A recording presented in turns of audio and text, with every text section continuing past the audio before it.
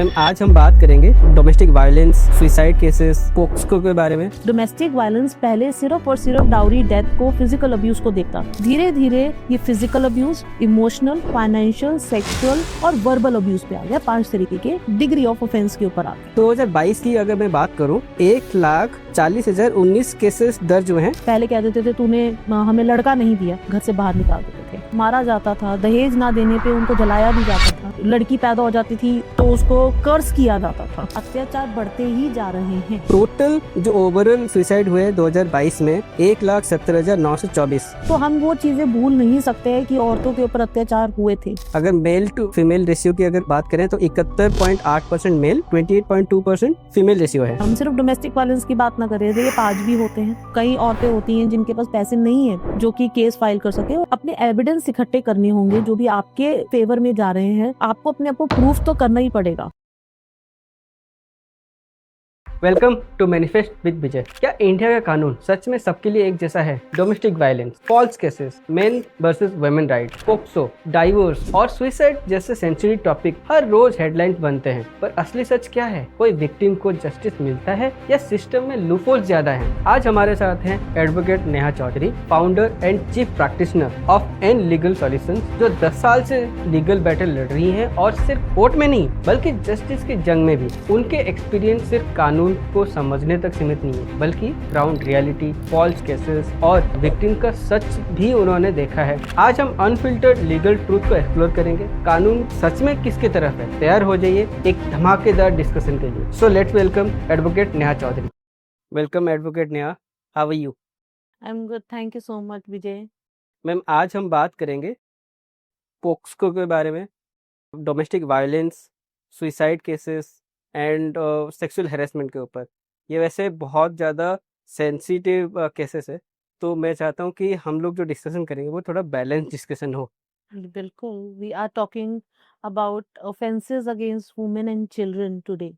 जो भी उनके अगेंस्ट ऑफेंस होते हैं, definitely we will talk about it और लेट्स गो विद इट। जैसे मैम हर साल लाखों केसेस आते हैं 498A में, और इसी 2022 की अगर मैं बात करूं, 1,40,019 केसेस दर्ज हुए हैं, जो NCRB की डेटा बोलता है। हालांकि इसमें जो कन्विक्शन रेट है वो 15.7% है। मेरा मानना ये है कि कोई भी प्रॉब्लम का सॉल्यूशन सुसाइड तो होता नहीं है, बट कुछ डेटा पॉइंट की मैं हाईलाइट करना चाहूँगा। ये कितना एक्चुअली में इंडिया में बहुत बुरा चीज़ है, मतलब हाउ बैड इट इज़। अगर मैं NCRB की डेटा की बात करूँ, इसी 2022 में accidental death and suicidal in India की डेटा की बात कर रहा हूँ। टोटल जो ओवरऑल सुसाइड हुए 2022 में 1,70,924।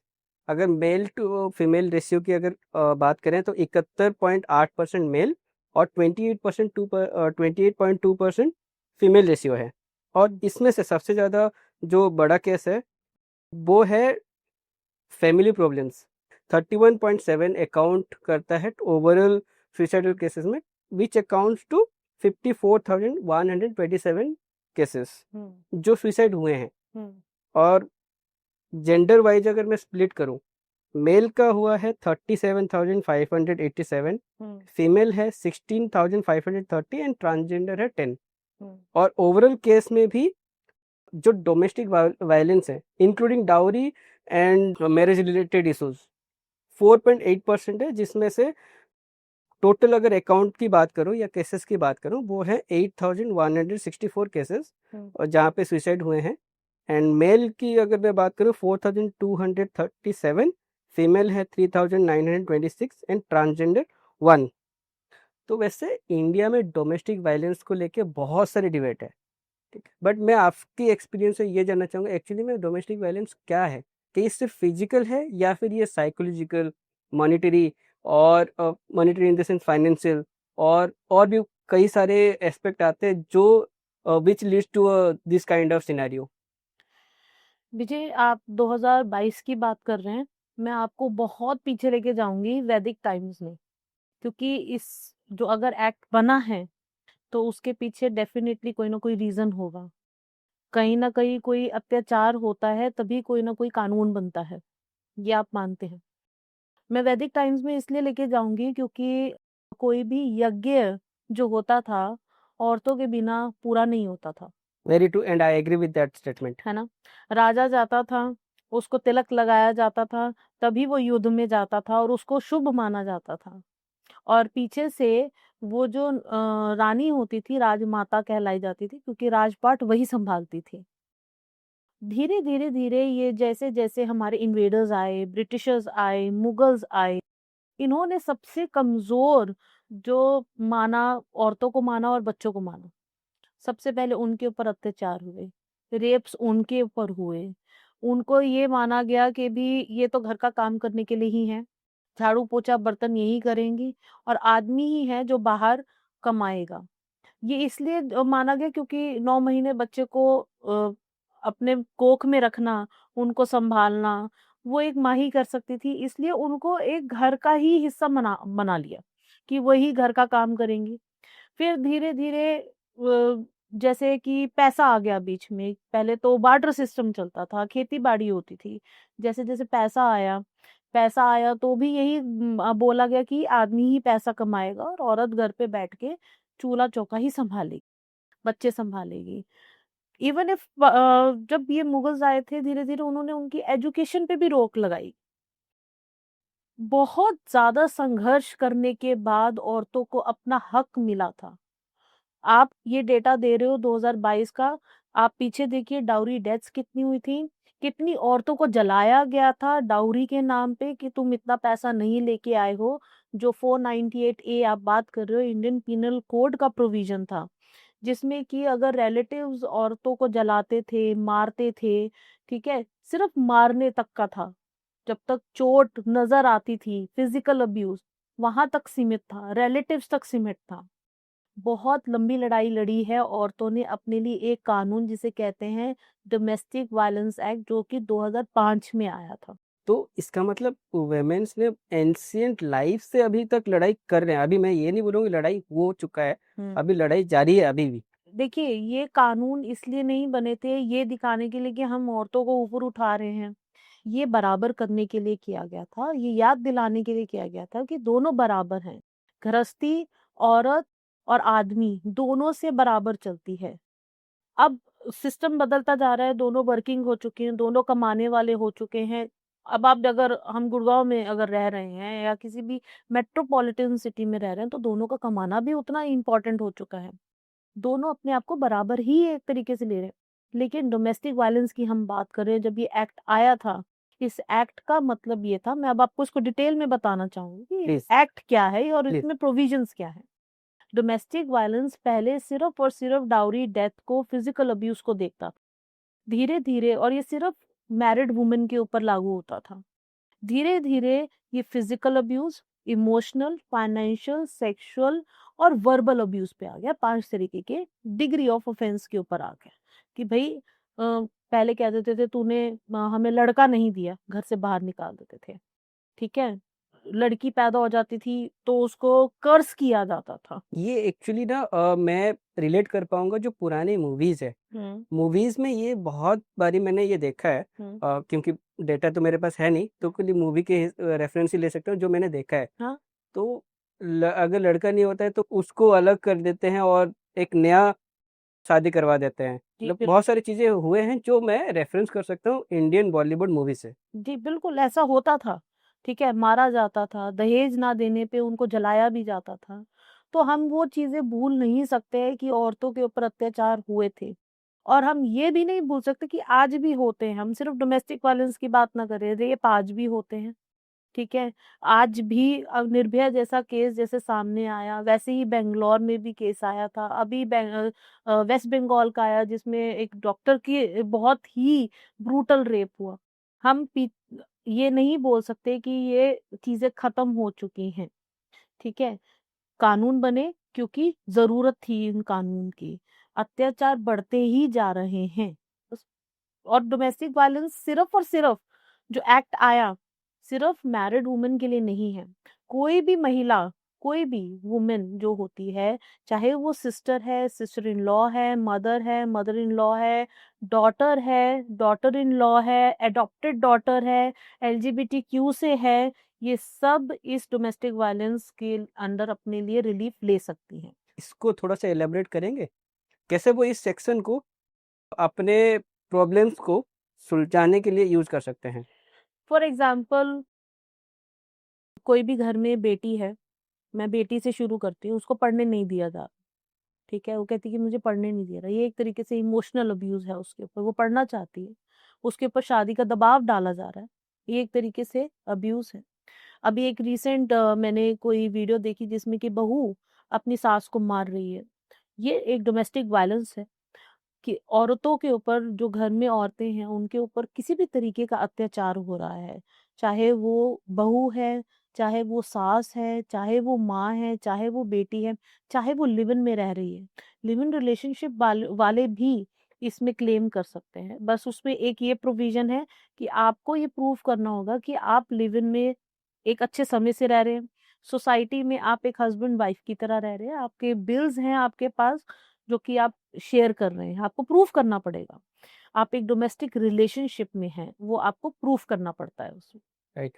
तो आप महिला और महिला के केस जो एक एग्जांपल दिया, तो इसका मतलब ये है कि अगर किसी महिला पे महिला के तरफ से ही अगर शोषण हो रहा है, तो वो इस सेक्शन को यूज़ कर सकते हैं। जी, बिल्कुल कर सकती है। और इसमें सबसे बड़ी अच्छी बात ये है कि भी आपको प्रोटेक्शंस मिलते हैं। आपको डिफरेंट डिफरेंट रिलीफ्स मिलते हैं, जिसमें कि हम प्रोटेक्शन ऑर्डर्स मिलते हैं। आप कह सकते हैं कि भी मेरा बच्चा अगर स्कूल जा रहा है, हस्बैंड अल्कोहलिक है, मुझे घर पे भी पीटता है और वहाँ पे भी जाके, स्कूल में भी जाके वहाँ पे गलत व्यवहार करता है, न्यूसेंस क्रिएट करता है, तो उस केस में भी वो प्रोटेक्शन ले सकती है कि मेरा जो हस्बैंड है, ना स्कूल में जा सकता है, ना मैं जहाँ जिस रूम में रह रही हूँ, सेम घर में रह के भी, इस रूम में नहीं आ सकता है, मेरे घरवालों को परेशान नहीं कर सकता। तो वो उसको लिस्ट देनी होगी कि इस जगहों पे मेरे हस्बैंड को प्लीज़ अलाउ मत कीजिए, ठीक है? क्योंकि ये हमारे लिए एक शोषण है। उसी तरीके से रेज़िडेंट ऑर्डर्स मिलते हैं, आप कस्टडी ऑर्डर्स ले सकते हैं। यही एक कानून है जिसमें इंटरिम ऑर्डर्स मिलते हैं, मतलब जैसे ही आप केस फाइल करते हैं, आपको इंटरिम ऑर्डर्स, टेम्परेरी ऑर्डर्स जो होते हैं, जो रिलीफ़ आप माँगते हो, फाइनेंशियली भी, जैसे कहते हैं कि भी कई औरतें होती हैं जिनके पास पैसे नहीं हैं, जो कि केस फाइल कर सकें, और उसके लिए बहुत अच्छा लीगल एड सर्विसेज भी हैं, जो डिस्ट्रिक्ट लीगल सर्विस अथॉरिटी, जो नालसा के थ्रू हर औरत अपना ये कानून जो है अपना, यू कैन से कि यूज़ कर सकती है, उसका राइट है अपने लिए कि वो फ्री लीगल एड सर्विस ले सकती है। ओके। बट ये जैसे डोमेस्टिक वायलेंस है, जैसे सोसाइटी में अगर डोमेस्टिक वायलेंस अगर कोई बोलते हैं, ये मानते हैं कि ये डोमेस्टिक वायलेंस सिर्फ महिला या वुमेन के ऊपर ही होता है, मेन के ऊपर नहीं होता है। हुँ। तो क्या पुरुष या आदमी के ऊपर भी डोमेस्टिक वायलेंस होते हैं? अगर हाँ, तो लीगली उनके पास क्या राइट्स हैं? देखिए, आज का समय में अगर देखूँ, तो येस, हो रहे हैं डोमेस्टिक वायलेंस, ये रिवर्स हो चुका है। ये जो कानून बना था, सुरक्षा के लिए बना था, लेकिन कहीं न कहीं ये अब मिसयूज़ होता जा रहा है। बहुत ही फेक केसेस आ रहे हैं। मैं एक एग्जांपल लेके बोलूँगी कि अगर 100 केसेस रजिस्टर हो रहे हैं, केस जब खत्म होते-होते वो 10 या 5 ही रह जाते हैं जो कन्विक्ट्स निकलते हैं। दैट मीन्स कई बारी वो इवन काउंसलिंग में ही आधे से ज़्यादा खत्म हो जाते हैं, क्योंकि जब केस रजिस्टर होता है, इनिशियली काउंसलिंग की जाती है कपल्स की, वो वहीं पे सेटल हो जाता है। छोटी-छोटी लड़ाइयों को लेके कि तूने मुझे ऐसा क्यों बोल दिया? अ, आप कहाँ गए? बहुत छोटे-छोटे, मैं आपको एग्ज़ाम्पल्स अगर दूँगी कि आप हैरान हो जाओगे कि छोटी-छोटी बातों को लेकर, कि तुमने कपड़े अच्छे नहीं डाले हैं, तुम मेरे साथ अच्छे नहीं दिखते हो, खाना मैं घर पे नहीं बनाऊँगी, खाना आप बाहर से ही मँगवाओ। छोटी-छोटी बातों को लेके लड़ाई होती है और ये राई का पहाड़ बनता है, और आप इसको डोमेस्टिक वायलेंस का नाम दे देते हो। आई थिंक पहले कभी ऐसा नहीं होता था, एडजस्ट करते थे कपल्स। ऐसे नहीं 50-50, 60-60 साल की शादियाँ चली थी। आज तो देखा जा रहा है कि भी शादी होती है और महीने के बाद 10 दिन के बाद लड़की घर छोड़ के चले जाती है, भाई मुझे अच्छा नहीं लग रहा है इस घर में। राइट, ये तो है एक्चुअली में, ये तो मैंने देखा है।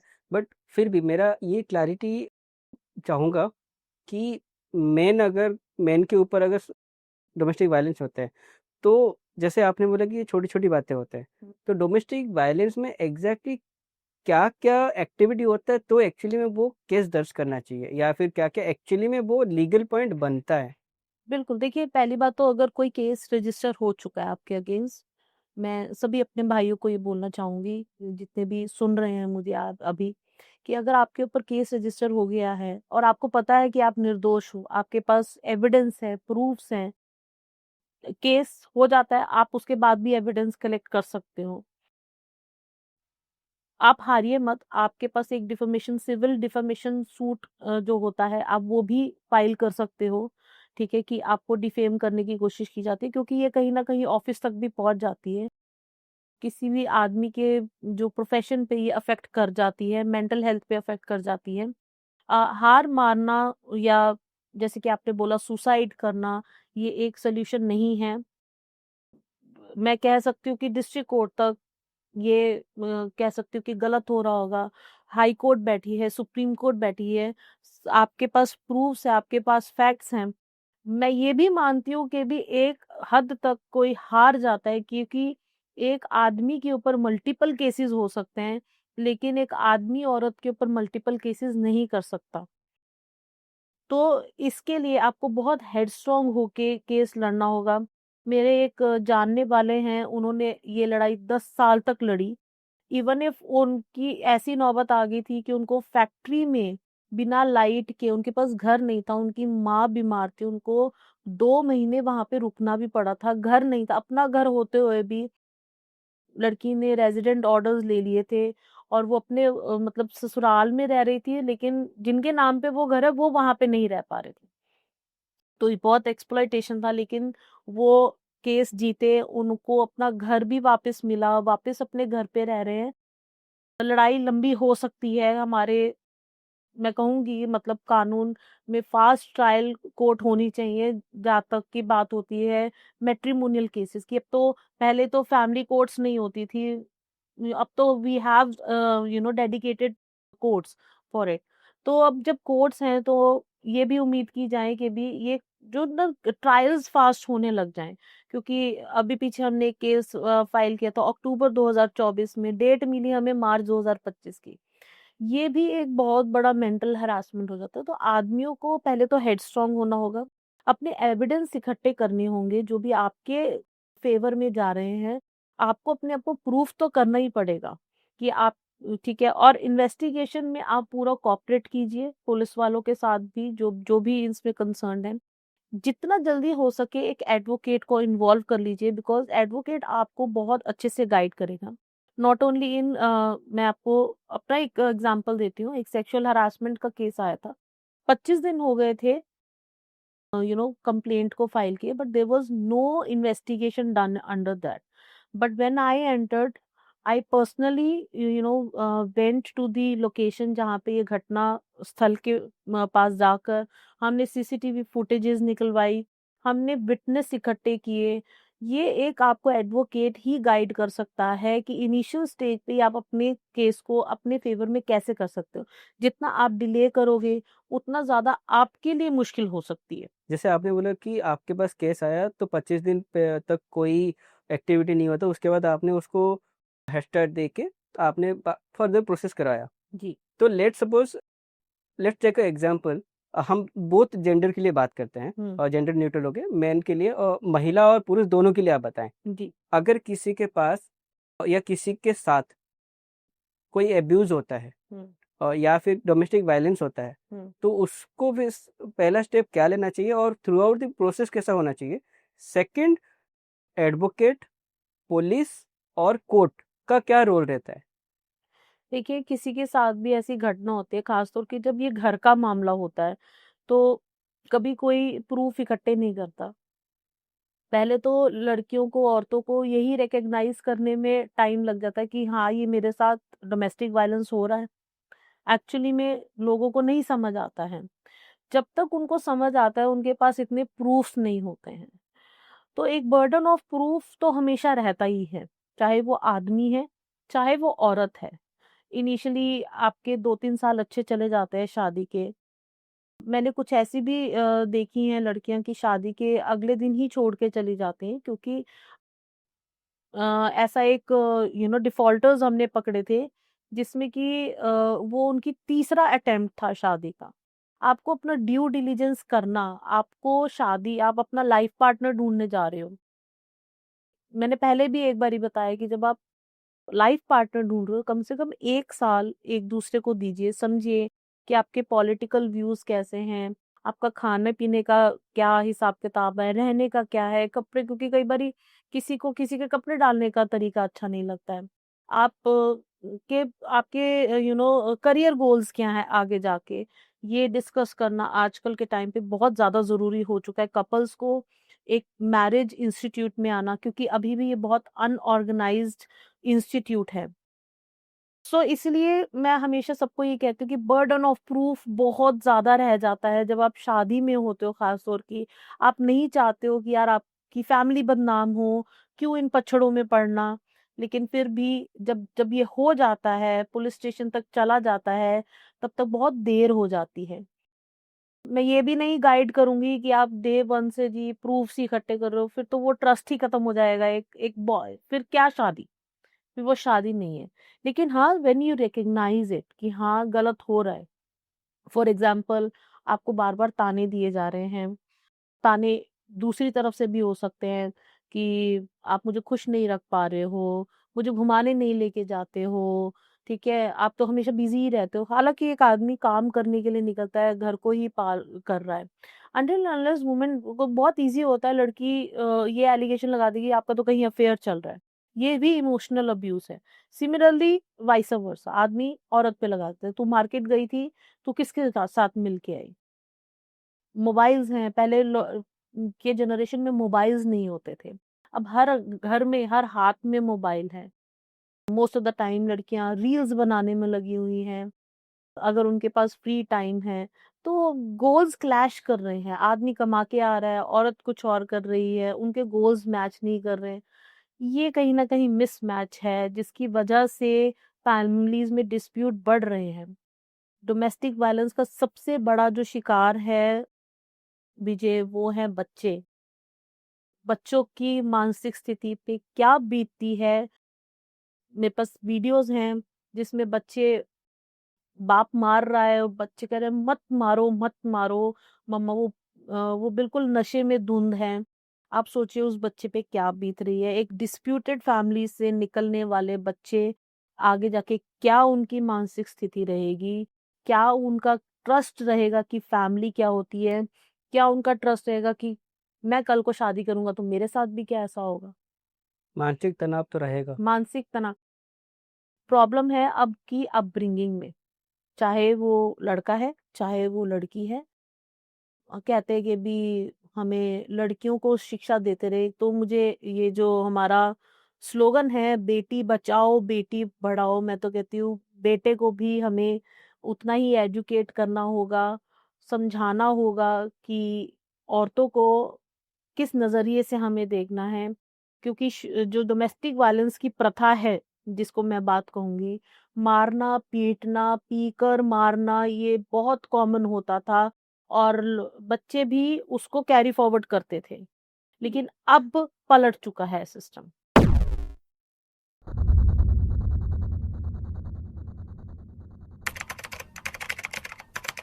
ये चीज़ में मैं एग्री करूँगा, जैसे आपने बेटी बचाओ बेटी पढ़ाओ पे आपने बात करा और आपने ये भी बोला। We need to accept it now that women are also working, ठीक है? वी नीड टू एक्सेप्ट कि अगर वो भी उतना ही काम करके आ रही जितना आप ऑफिस में कर रहे हो। आज की औरतों में हम सीईओ देखते हैं, मेरे जैसे एडवोकेट्स भी हैं, जजेस भी हैं, बहुत अच्छे-अच्छे पोस्ट पे औरतें बैठी हैं। घर आएँगी, वो उतना ही मेंटल प्रेशर उसने भी झेला है ऑफिस में जितना आप झेल के आए हो। एक मेरे पास केस आया था जिसमें लड़की ने मुझे बोला कि आप पुलिस स्टेशन आ जाओ जल्दी से, मुझे तो कंप्लेंट करनी है डोमेस्टिक वायलेंस की। As an advocate I went, मेरी तो ड्यूटी है, मैं जाऊंगी।